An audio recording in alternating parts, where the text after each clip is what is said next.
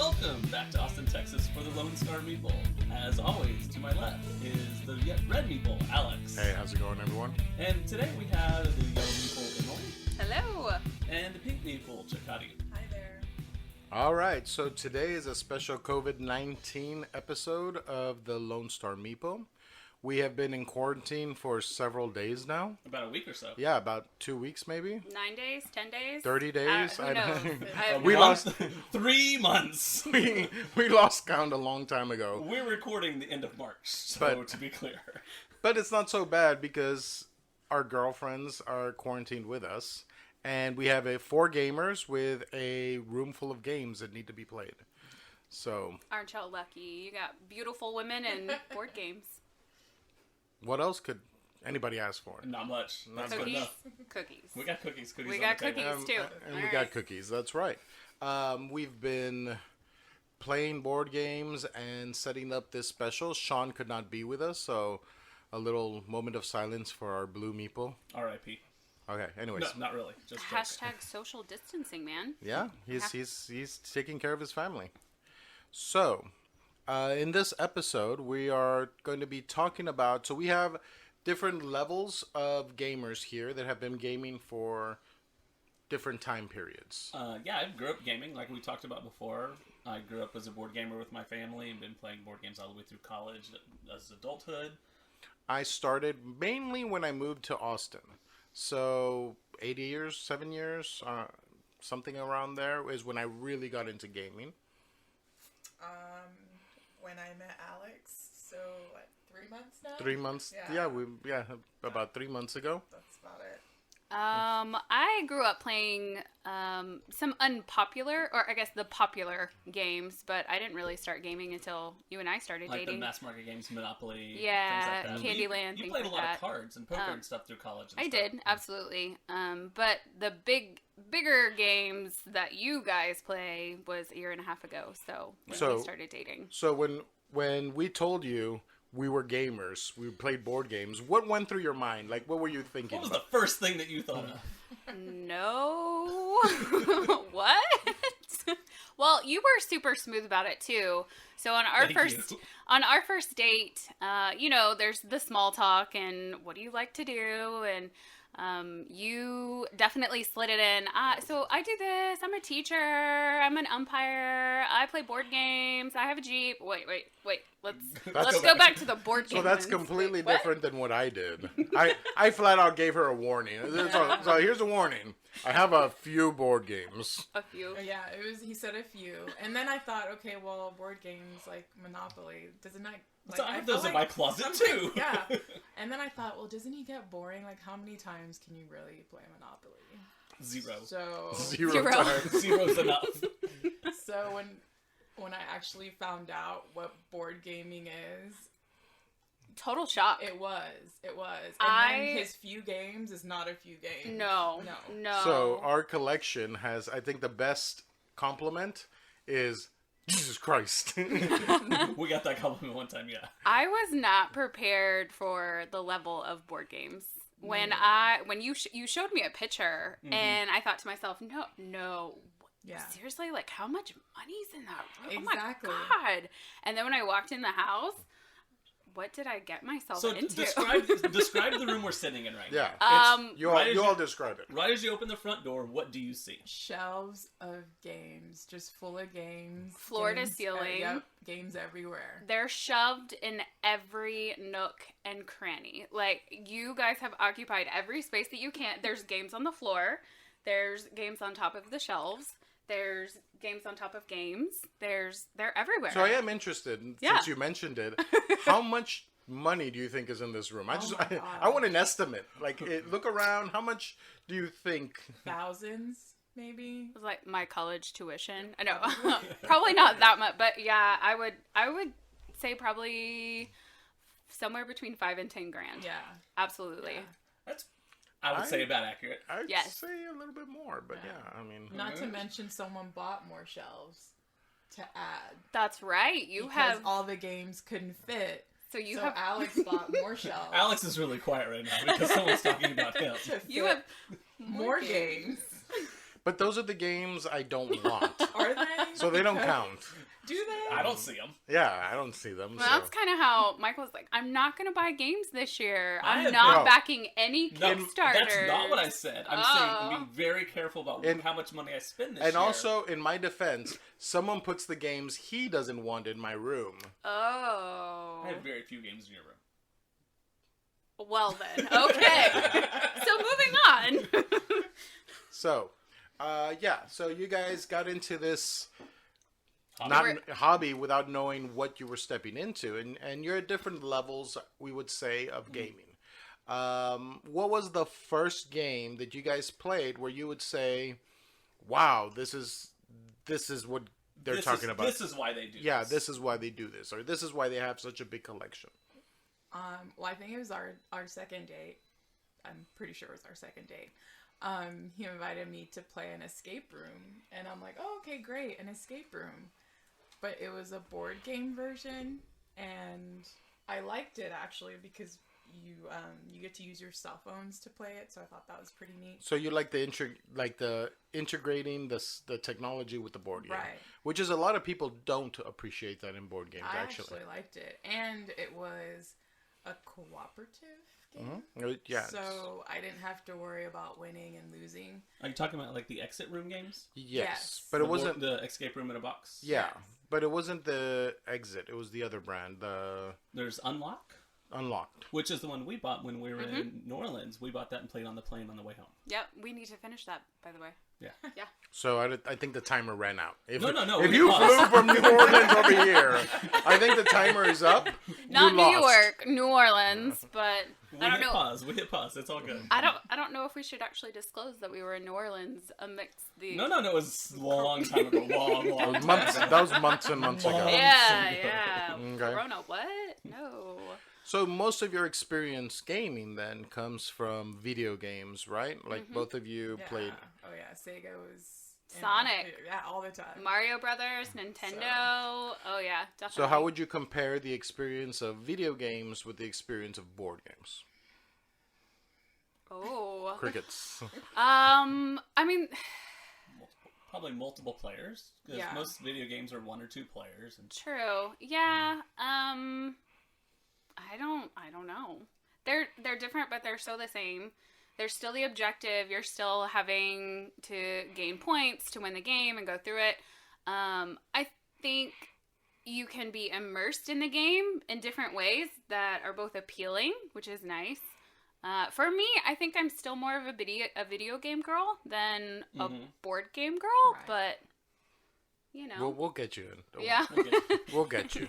it's You'll worth convert me. slowly Yeah. and shit. Like, Okay. And so you remember the escape room first. What's the game that you remember first? Mine is the Quest for El Dorado. We played a few games before that, but that was the one that I really liked. I really enjoyed that game. There was some strategy to it, but it wasn't super difficult. It was really fun. There was one main objective. You get to the end and you beat everyone else to it. Get there first. And it's a little cutthroat. Like, you can definitely block some people and block their pathways. Which you're and- saying is a positive thing. Yes, Something you absolutely. really enjoyed about that game. yes, I like that it was cutthroat. So as new gamers, do you enjoy games without victory points then? Because that's an objective-based game. So there's two. There's the kind where you play, and at the end, whoever has the most points wins. Or do you like the games where whoever completes this first, making it a race more? I think I like the race type games more than the victory points. I actually like the victory points more. You like the victory? Yeah. You kicked butt at one I last mean, night, so maybe that's why. No, I think to me, if I have just a set, okay, I'm supposed to get points, I can focus just on that. But I feel like there are some games where if it's more of a race, I feel like there are a million things I have to do, and that just confuses me. So if I just know I'm just trying to get points, I don't really need to focus on anything else, then it's easier for me to kind of go with the flow. and that's funny because I'm the total opposite. I think if all I have to do is cross the finish line and there's nothing else I have to focus on, then I'm golden. I got this. Yeah.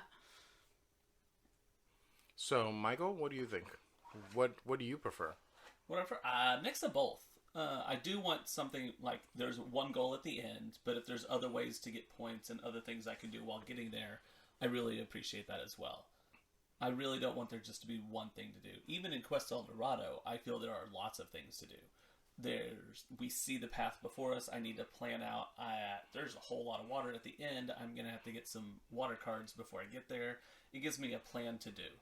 I do enjoy endgame triggers, things that end the game. Like, there was a game, I don't think any of you all played it, called Benediction, that had all these endgame triggers, which is great. But one thing, especially I remember it being a new gamer, that I hated was endgame points. Because I wasn't thinking that far ahead as a new gamer. Mm-hmm. So all of a sudden, all these other people are like, oh, I have 20 points for this tile and 18 points for this tile, and I beat you by 100 points. And I'm sitting there going, but I was winning the whole... Because there's a point tracker on the board, and you realize, hey, I'm 30 points ahead of everyone. No one seems to care. And then they just turn over all these cards at the end, and you're like, oh, I didn't know about this. So endgame point. And now as a more experienced gamer, I'm very cautious about, okay, what are the endgame points? I mean, Rising Sun. Whenever you're teaching Rising Sun, you have to tell them these are the winter cards. Yeah, because those are all the points at the end. You can start building up for those cards. Yeah, that's something to keep in track of.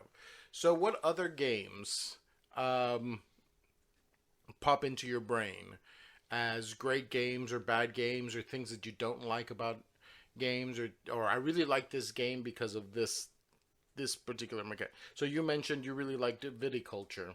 What was it about viticulture that you really enjoyed? Other than I beat everybody and I'm the queen of winemaking. I just like the concept of it. Like you're harvesting grapes and making. I thought it was a really neat theme to the game. And I also like that there were a lot of different ways that someone can gain points. Okay. And what else did I like about it? I don't know, I like the look of it. It was a fun game. It was a pretty game. Yes. Yeah, well, Stonemaier Games makes beautiful games. He does a couple things really well. He makes really pretty games. He makes games that are fairly simple, but also complex. Because the things you can do in that game, like, because there's 4 seasons in the year. Each season, you're only allowed to do 4 things, but you have to decide whether you want to do it or not. So even though the choices are pretty simple, they do get complex. And a lot of his games are like that. Yeah, I've been wanting to get you girls to play Tapestry for the same reasons. It's this beautiful board, beautiful game, beautiful pieces, same designer, so it looks really heavy, like viticulture. When I first put it on the board, you all's eyes opened up 10 times bigger. Like, I can't do this. But once it's explained and broken into, he does a really good job of breaking the game into little parts. Mm-hmm. And this little part you're going to do this, and this little part you're going to do this, and this. So it kind of guides you through the game. So are there games that you've played that you just have not liked? Tricarion. That was a terribly long and painful, horrible 3.5 hours of my life. Don't hold back. Tell us how you really feel. I think she kind of didn't like it. No. I mean, it was my favorite. No. That was one afternoon that we played. We did the board game meetup on a Sunday, and there were 4 of us. There were 4 of us playing that. 4 of us that played. And there was just so many different things that you could do. And it was almost like you couldn't necessarily pre-plan for it, I guess, from my perspective. There wasn't a path to victory. There was just an open world that you could figure out how to score the points in and do it your own way. I think there were too many options. There were too many avenues that you could do, you know, and there you go to the market, and then you go to the theater, and then you can't go to the theater until you have all these cards made, but you can't make the tricks until you go to the market, and then you have to go to like the Black Alley or something. For me, it was way too much, and it lasted an eternity. I was like, if I could bow out of a game, this would be it. But I feel like that's poor. I will admit I've bowed out of games before. Yeah. But it is poor board game etiquette. Yeah. And I know several gamers that if you bow out of a game, that's it. You're you're in their blacklist. They won't play with you anymore, and you're done in their board game world. Yeah, I stuck it out, but that's definitely one I would not play again. Yeah, so I played Tricurion, and I kind of agree with you. Even though I understood the game, and I think I ended up winning at the end, that game was too much. And to introduce that game to a new gamer is a little bit of torture. Yes, and it'd been a while since I played before. I got the new expanded edition from Kickstarter. I was wanting to play. I'd forgotten how heavy it was. I didn't remember all the rules, which was a thing you didn't like as well. Yeah. The fact that we're constantly looking at the rule book. But yeah, it was a lot heavier than I remembered it being. But yeah, lots of, and we talked about this in our last podcast, where when there's lots of little things going on, that tends to ruin a game for me. When there's, okay, you put the piece here, and then you move the piece over here, and then you slide this over here, and then you grab these things, and then you go into the bag, and you pull out. If you pull out a red one, this triggers. If you pull out a green one, this triggers. But if this triggers, then you draw 6 cards, and then if those 6 cards, one of them's an ace, then you have to run a lap around the restaurant, and it just becomes way too much. It was a lot. It was like a relay, a marathon of a board game. I'm just saying. Okay. I don't think she liked it. No. I think I felt that same way about Clinic.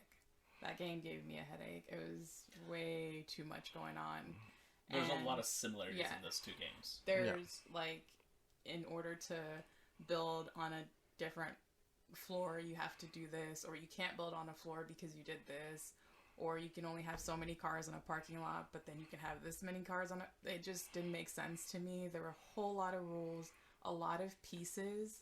Like, it had a lot of pieces. And then the doctors got dumber. Yes. The more they did their job, the stupider they got. Yeah, you either yes. have a smart doctor or a dumb doctor. It just did not make sense to me at all. I did not enjoy it. And it was long as well. It was hours. Yeah. So, have you played a long game that you enjoy? Because there's a difference between a long game and a heavy game. What's the longest game you think you've played? Probably the World of Yoho. It's a lighter game, but it did. It does take a while because everyone's playing on their phones and moving around and stuff. I think that's the big downfall of that game is you can move quick and you can go through your turns, but once you land in a port, then everyone else is waiting on you to go to the market and get new missions and trade things and buy things. There's a lot of downtime in that game, which some people might enjoy because it gives them time to socialize. Yeah. I have found that sometimes in meetups and things like that, they use that time to like, hey, how's it going? How are your children? How's life? And they're socializing, and you're just sitting here going, come on, hurry up. I want to get out of here. Let's move on, please. Yeah. Thank you. That was a long one. Another really long one for me was Dinosaur Island. It's a good game. I enjoyed what we got to play, but I think the reason it was so long is we were also playing with more new gamers. Yeah, there was a couple who were playing and did not know what they were stepping into. I said, let's play Dinosaur Island. They're like, yeah, that's I really wanted to play. And it was like, sounded like they knew what they were talking about. We started setting up, and their eyes were just getting bigger and bigger, and I wanted to play with the expansions, but as I was talking to them, I kept putting expansions back into the box. We're not going to play with this piece. Oh, no, we're not going to use these rules. And so, but we only ended up playing about half the game because it was just taking a long time. But. Well, it was a lot for them. And I think that's a hard thing as a new gamer. I enjoyed playing with you last night, Viticulture, but I think for me, I would rather play a game with people who play games more because it goes faster. So one of my biggest pet peeves with you, like when we play games, drum roll please, is when like you haven't played in a while and you have to go back to the rule book and then you're like, wait, no, I have to check on that. Oh wait, no, we did this wrong. We have to fix this.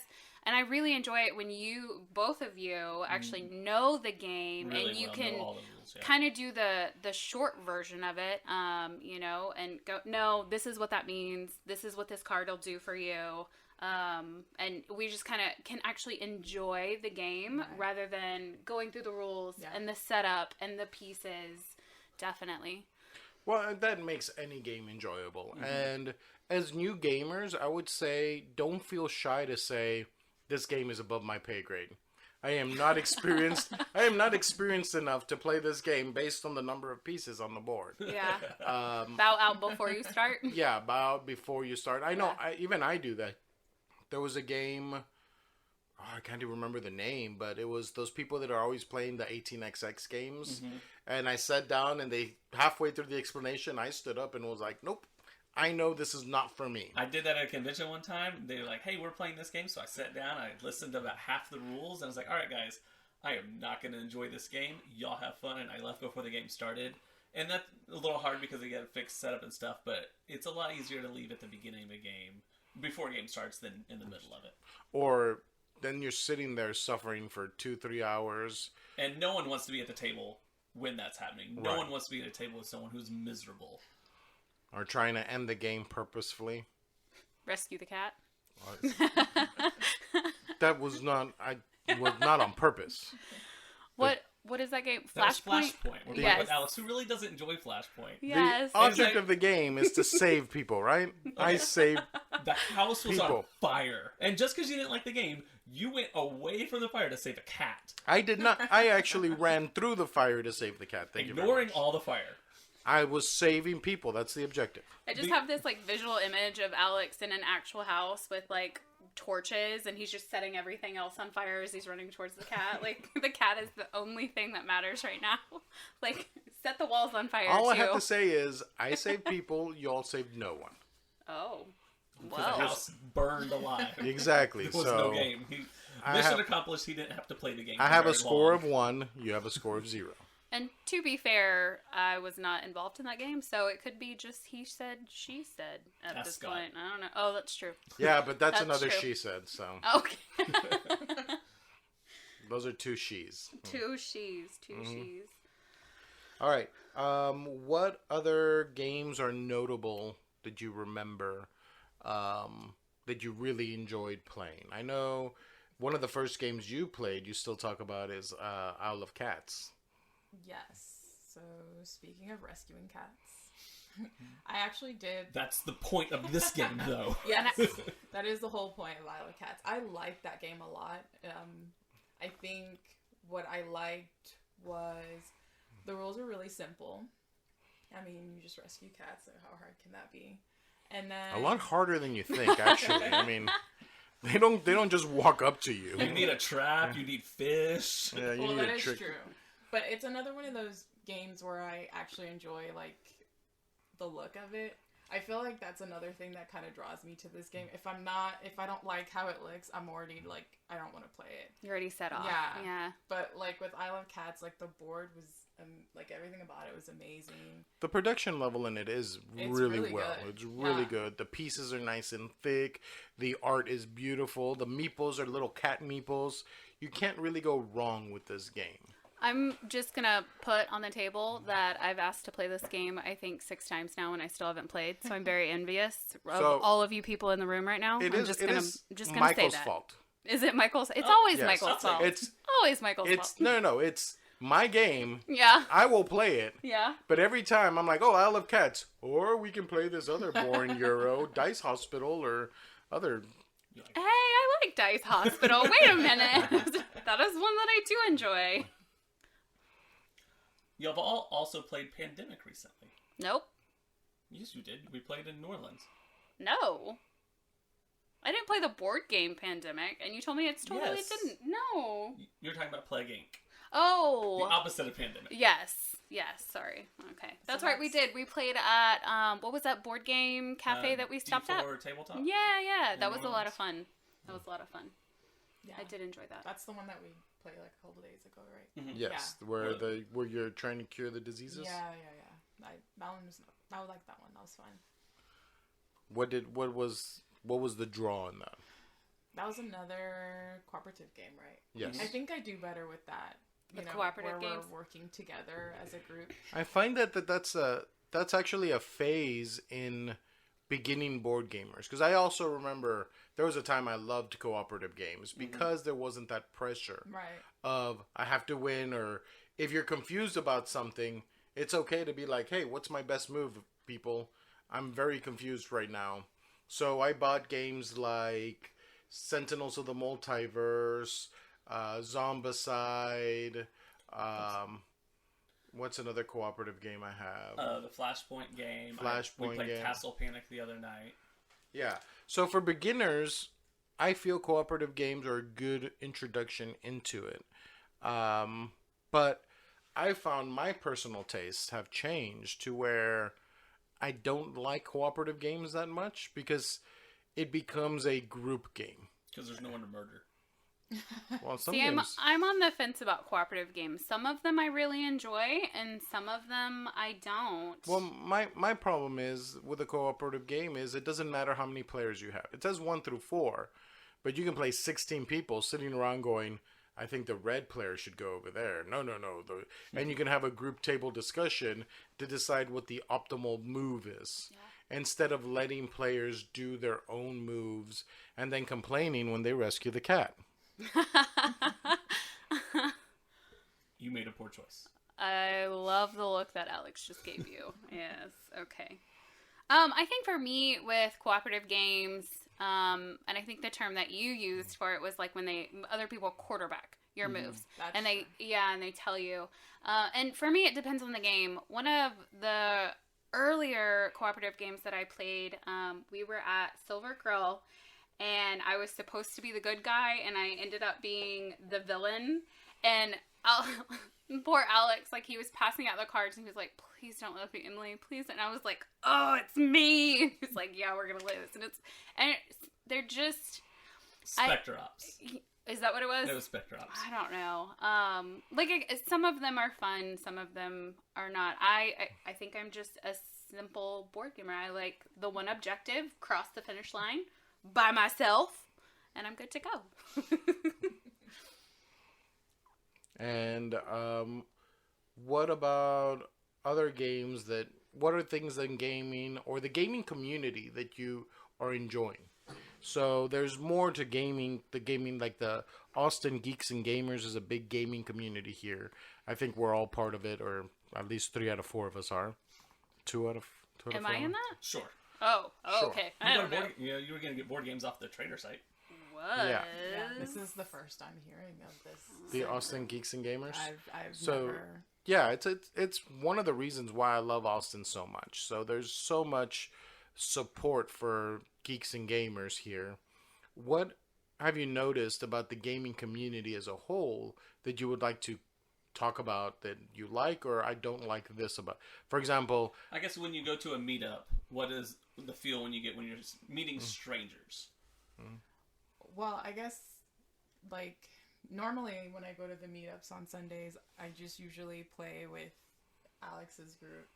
But, like, this past one before we went into quarantine, I got asked to play with a different group that I didn't know anybody in. So I thought that was kind of interesting because when we started playing, it was like, oh, like nothing. It's, you meet new people, you talk, and it was really fun, and you get to meet different people, and I found that not all, and they're all also female, so that was nice. You get to meet female gamers, and I do like that y'all gamers come from all walks of life, so not all gamers are alike, so that was very nice to find out.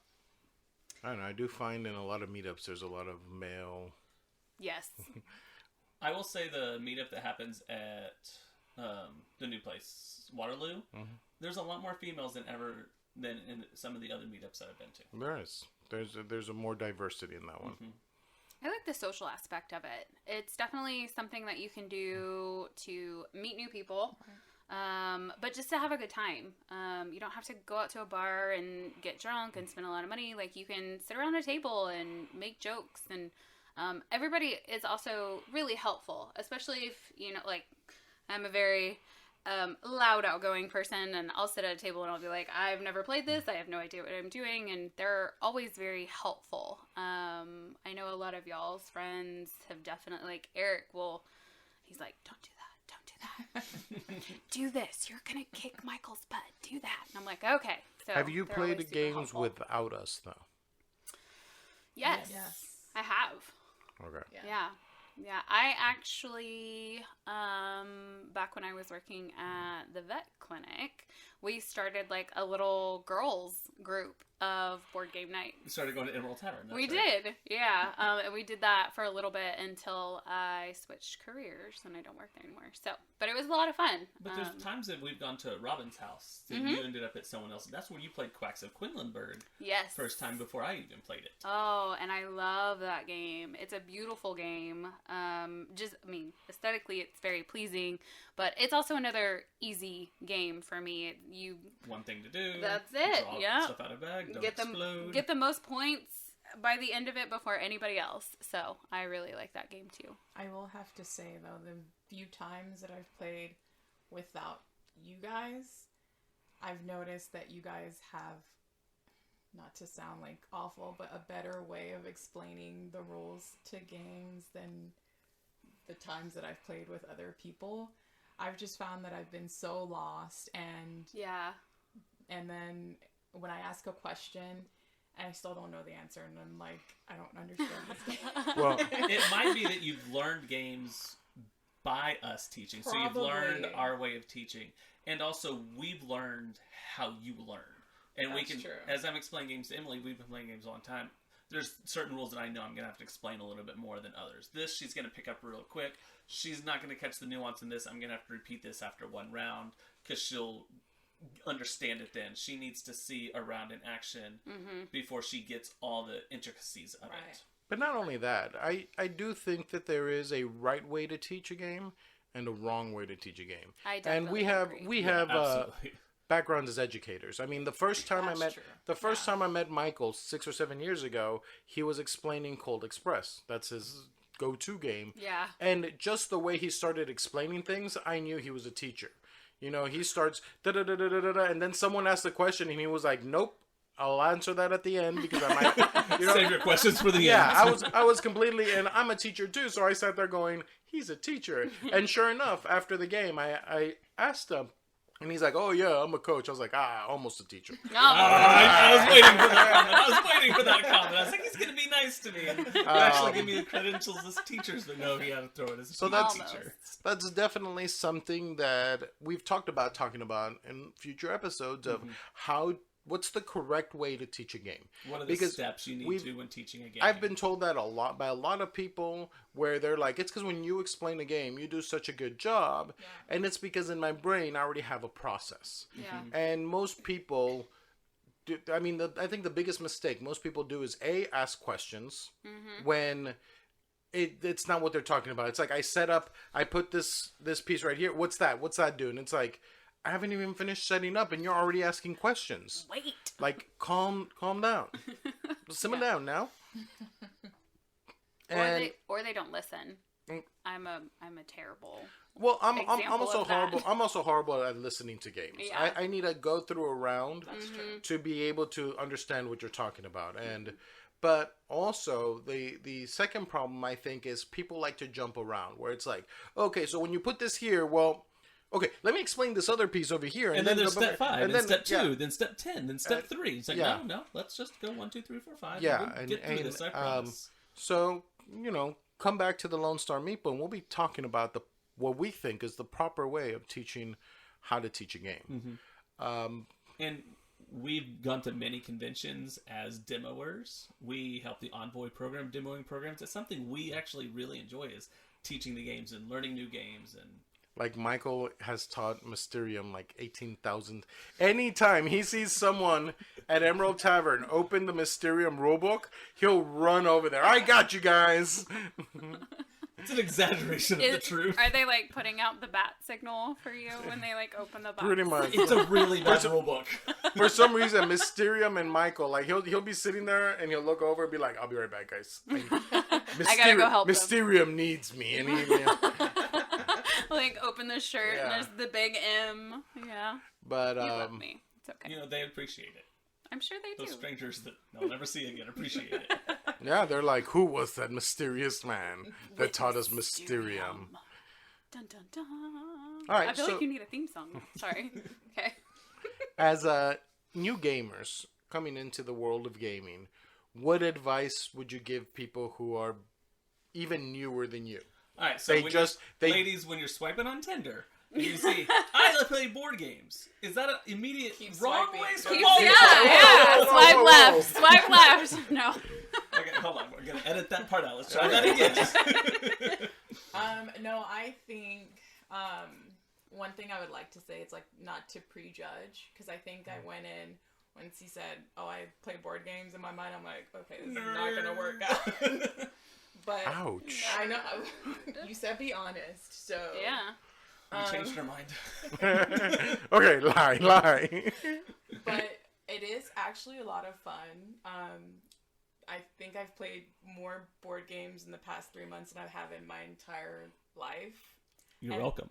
Well, and I always I go and tell like my friends, I'm like, oh, I'm playing board games, and they think the same thing, and I tell them, no, it's a whole new world. It's very different. So okay, no, stop. So maybe not swipe left. Oh gosh. Point of view. It all fits. It's karaoke hour on the Lone Star Meeple. Gosh. So yeah, maybe not to keep swiping, but keep them little in the background. Okay.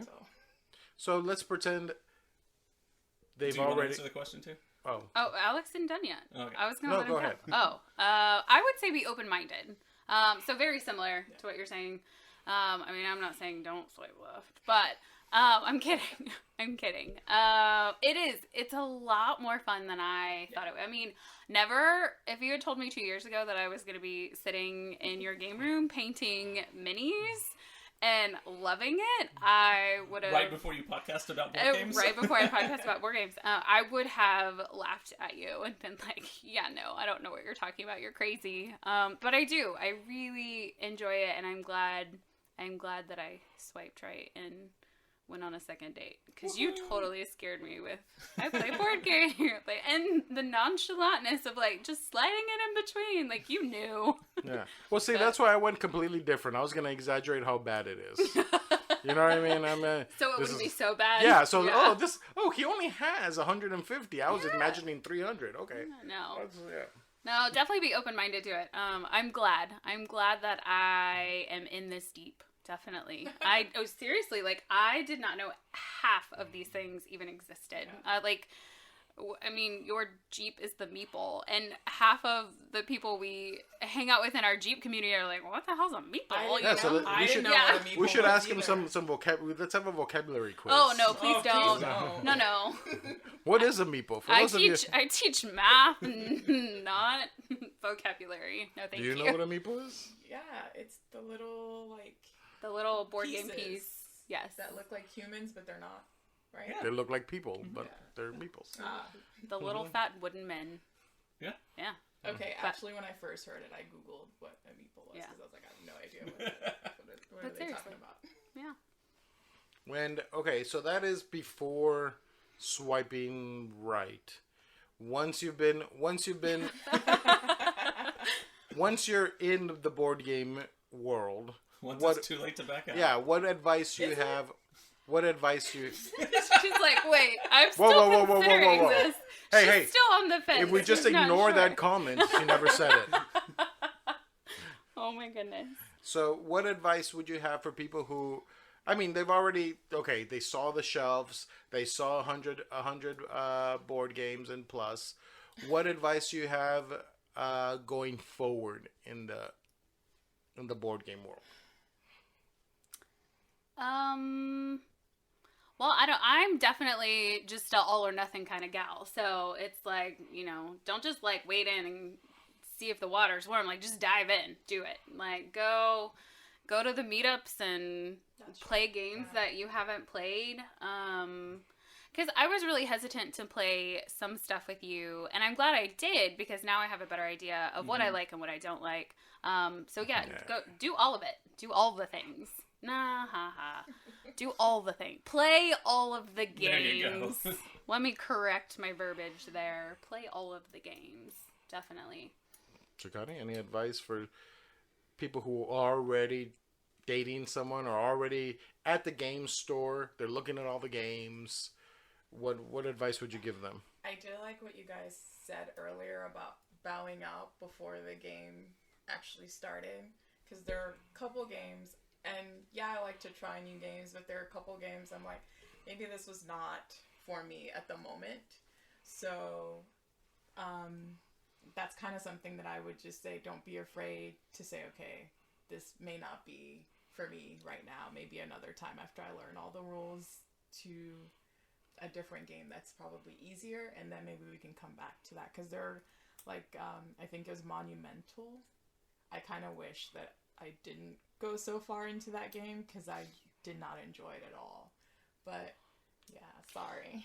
Well, and I guess I want to add to that is know you, because it's like you and I just had completely opposite opinions. Yeah. I'm like, just do it all, like play them all, And I'm like, no. and yeah. So I mean, know where your comfort level is, and don't be afraid to step out of it just a little bit, but also know when too much is too much. Yeah. Absolutely, yeah. Mm-hmm. What about you, Michael? What advice would you give new board gamers as a lifetime gamer? I think I'm going to do the other way around. I'm going to give advice to experienced board gamers bringing new people into the hobby. Okay. And that's be Well, open. why can't that be a secondary question? Fine, I'll do them both. Okay. First, be open. When you see a new gamer come in, when you're at a meetup and someone walks into the restaurant or board game store you've never met, say hi. I remember the first time I loved playing board games, but I went into brand new meetups. I knew no one there. And I remember going to one at a game store that's closed now, but no one said hi to me. No one looked up from their game. So I just kind of meandered around the store for like 30, 45 minutes. Way too long to do that. And I walked out and I was like, this sucked. And that was like my introduction to gaming in Austin. So say hi. When you're introducing a game, make sure you're clear on the rules, understand, answer questions, and just be nice. For people who are coming into the hobby, ask the questions. Introduce yourself, because sometimes people don't recognize that you're new there. So walk up and say, is this the board game meetup? And they're like, yeah. And it's like, all right, what games do y'all have? And So yeah, I had a different experience. I remember the first meetup I went to was at Emerald Tavern, and I was just like you, walked in, didn't know anybody. Honestly, I didn't even know the games. I had played Monopoly, Risk, those type of games. Mm-hmm. This was before I got into the real Euros and stuff like that. And as I walked around with a befuddled look on my face, someone turned around and said, hey, are you looking for a game? We have an open seat. And that's when I sat down, and he was really nice, and he explained the difference between American game and Euro games, and he went over the whole game, and a very welcoming and opening community. So that, I fully agree that if you see someone walking around with a befuddled look on their face, it doesn't cost anything to say, are you looking for the meetup? Come on in. I got you, buddy. As far as introducing games to new people, I would say you have to remember that your likes and your wants aren't the same as, especially someone who's new to the games. Mm-hmm. So think back when you were a new gamer, what games did you like? Those are probably the games that they're gonna like. I know a lot of people go, oh, you're new to the game? Look at this game. It's my absolute favorite. It's called Carry On. It's my absolute favorite. And you would scare someone away with that as, oh, these games are too heavy. So it's a matter of knowing where the other person is in their gaming career and guiding them through kind of the same path. We talked about it in our first podcast where it's like you're either a Munchkin player or a Settlers of Catan player. Everyone hit those. Yeah. So it's kind of giving them the same experience you had. You're not going to give a fourth grader Shakespeare Hamlet and say, no, this is my favorite book, read it. Yeah, God, no. And I will say, I think you two do a really good job of that. But I also, y'all have both been playing games long enough. I think you can... Like, you looked at me and you knew, okay, I think this is going to be too much. Let's start with this one. I think you're going to enjoy it, and let's kind of ease you into it. And same thing with Alex. Like, several games, like, you did a really good job of trying to stop, like, if Michael's on his turn and he's thinking of strategy and I'm puzzled, and you would just kind of throw me tidbits. Like, okay, this might help you. Maybe think about doing this. So I think both of you guys are really good at recognizing those that are a little lost or a little hesitant or not sure what to do or new to board gaming. So you guys are really good at that. So other people be like that. And you're welcome. in board games, something that more experienced players now do is we look forward to games. Have you all gotten to the point where you're looking forward to playing a game? Like, is there games that you're like, that game I want to play, or I need to get my hands on that game? I know Emily has, because she's made the comment a couple times over the past year or so. I haven't played a board game with you in a long time. Let's play board games tonight or something like that. And then you're just so excited and happy. He's like, "Aw." No, definitely. There are times when I don't want to, and I'll tell you that. Like, you're going to play board games, and I'm like, no, not today. But yes, I have definitely gotten to that point in my year and a half of playing games where, like, I miss it. If I go several weeks, which is... It happens, absolutely. Single mom. Sometimes I don't get to play games with you. And then I get a little salty about it, too. Like, the other day, I was like, what? I can't be invited to board game night? I see how you are. That's fine.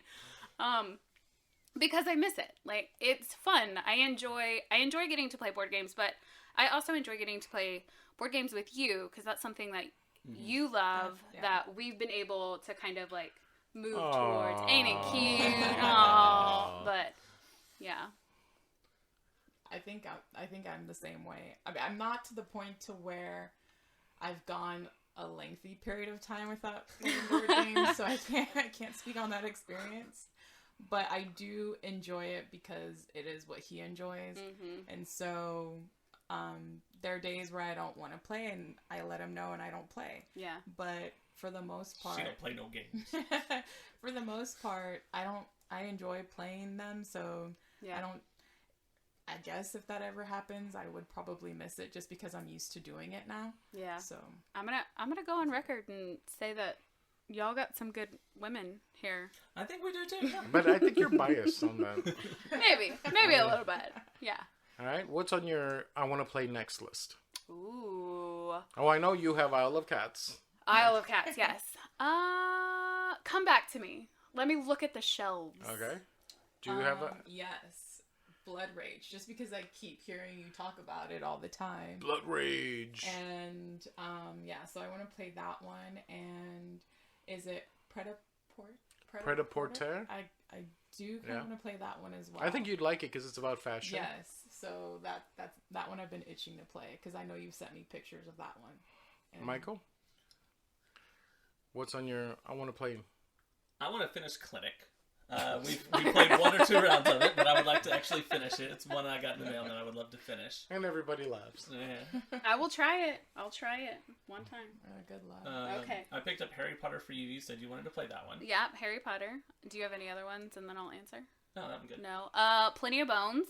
Only because... Too many. Too many bones. Sorry. Plenty of bones. Plenty. It's too many of them. Bones. We don't have plenty of them. We have too many of them. Too many bones. I watched you unpack that when you got it in the mail to demo, and it just looks so much fun. Oh my goodness. The production quality on any of the Chip Theory games are just amazing, off the top quality. It looks like a ton of fun. What was the other one that I was just telling? Well, we already said Isle of Cats. I don't know. I just like to come in and point at a box and and we play a game. So, I want to eventually play most of them. Well, anything that's like Tricarion, I think I might pass. There's not very many of those in this house. Sorry to whoever made that game, but... They made plenty of money. You're good. Yeah, we're good. Yeah, I'm waiting to get StarCraft to the table. That's been one of my grow games. That's actually a $250 game, something like that. Wow. That I got, and I'm waiting for it to hit the table one day. We still haven't been able to. You haven't played it yet? No. Hey, we're in quarantine. Get it out tomorrow. Woo woo! Well, first we have to do Isle of Cats. Isle of Cats. Isle of Cats. Yes. Yes. Thank you for joining us for a very special quarantine edition of the Lone Star Meeple. Make sure to look us up on Twitter at the Lone Star Meeple if you want to leave a comment, concern, or start a fight. We also have Instagram and Facebook pages. Check both those out. Lone Star Meeple on both of those platforms. And please let us know what you think by emailing us at thelonestarmeeple@gmail.com. Let us know what you think. And see y'all next time. Bye. Bye. Bye-bye.